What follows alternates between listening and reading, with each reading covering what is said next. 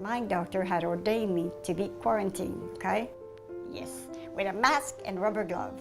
And people coming in this door? And I couldn't touch them or anything like Masks. Because her That was white a- blood count was so if she'd have caught a cold, it would have killed her. that. He told me it was fatal.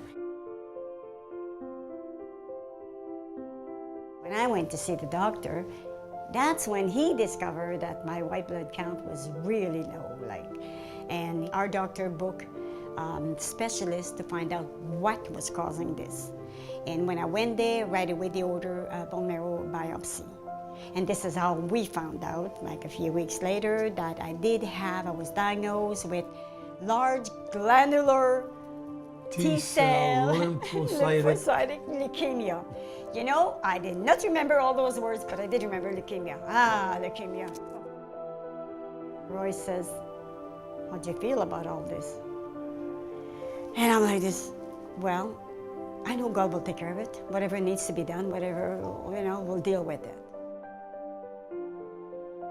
You know, God has called you, but sometimes you just say, are we really in the right place? It was a time of reflection and really depending on the Lord.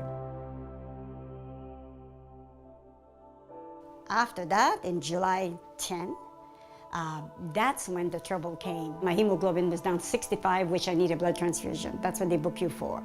And the white blood count was 0.05, it's just about off the chart.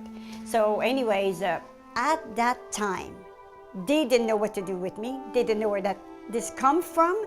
They did tests for about like 2-3 weeks, every day, testing anemic and iron, potassium, everything. But everything came back normal. But then they think, well, we don't know what's causing this. We have to find this out. So we may have to do a bone marrow transplant. A couple of weeks later, the next visit to the oncologist, it was already pre-planned. They were prepared to do a blood transfusion and start the planning for the bone marrow transplant. And we said, Father,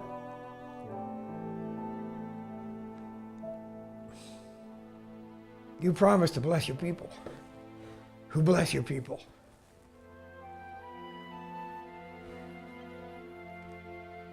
Our whole life is wrapped up in blessing your people, Israel.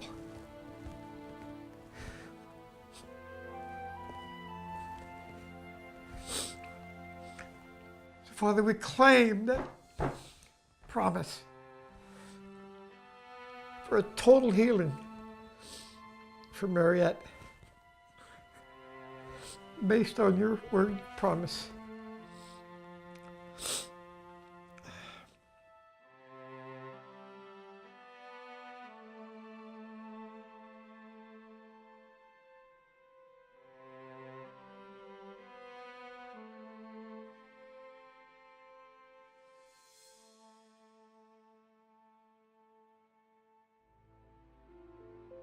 They come in the room and they kind of ignored us, and they're still looking at their sheets and pointing and talking about the results.